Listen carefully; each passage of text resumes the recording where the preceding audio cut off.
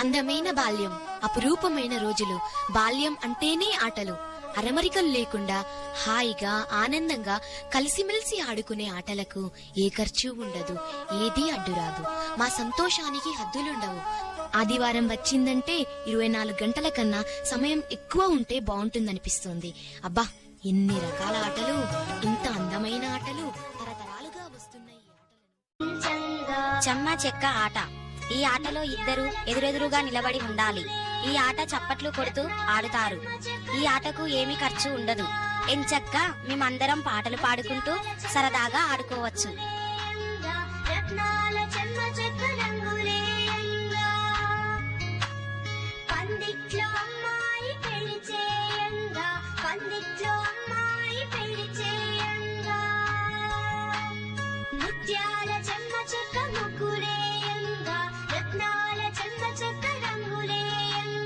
ఈ ఆట ఆడడం వల్ల ఆనందం, ఉత్సాహం, లయబద్ధంగా ఆడడం వస్తుంది.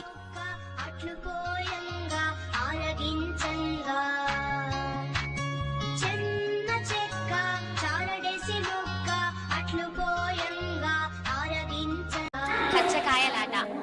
ఈ ఆటను నలుగురు ఆడతారు. ఈ ఆటకు 5 చిన్న రాళ్లను తీసుకోవాలి. ఒకరు తర్వాత ఒకరు ఒక రాయిని పైకి ఎగరవేసి మిగతా రాళ్లను ఎత్తి మళ్లీ పైన ఎగరేసి రాయిని కలిపి పట్టుకోవాలి. అలా ఏదైనా రాయిని పట్టుకోకుండా వదిలేస్తే వాళ్ళు అవుట్ అయినట్లు. ఇలాగే కేవలం ఈ 5 రాళ్లతో బండి,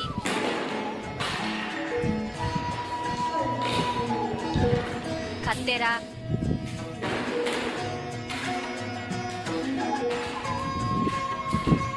దుస్సుడు వంటి అనేక రకాలుగా ఆటలు ఆడొచ్చు.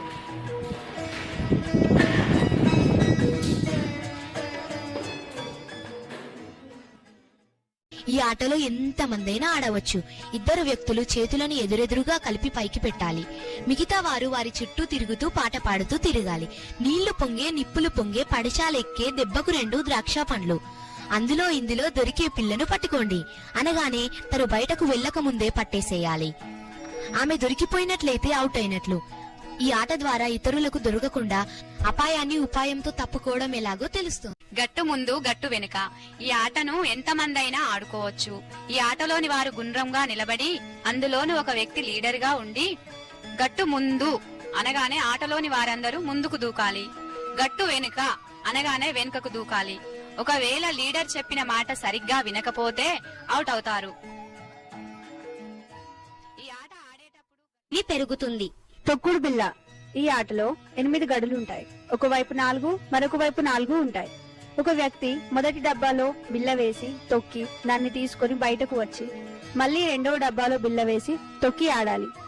ఇలా ఇంకొక డబ్బాలో విసిరేసరికి ఇంకొక డబ్బాలోకి పడినట్లయితే అప్పుడు ఆ వ్యక్తి అవుట్ అవుతుంది. మళ్లీ ఇంకొక వ్యక్తి ఆడాలి. ఎవరు ఎక్కువసేపు అవుట్ కాకుండా ఆడుతారో వారు గెలిచినట్టు. ఈ ఆట వలన వ్యాయామం మరియు ఏకాగ్రత పెరుగుతాయి. ఈ ఆట చాలా ఉత్సాహాన్ని కలిగిస్తుంది.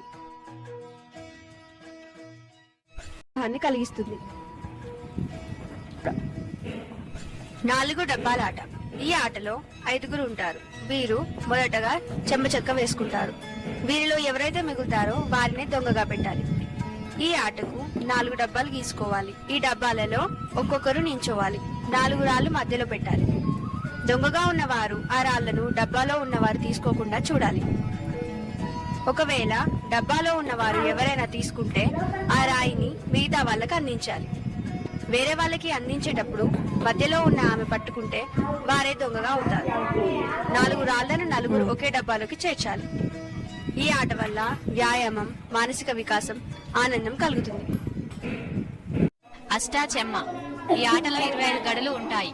5 గడుల పొడవులో 5 గడులు అడ్డంగా ఉంటాయి. దీనికి 4 గవ్వలతో ఆడాలి. గవ్వలు వేసినప్పుడు ఉల్టా పడ్డప్పుడు అష్ట అవుతుంది, తిరిగి పడితే చెమ్మ అవుతుంది.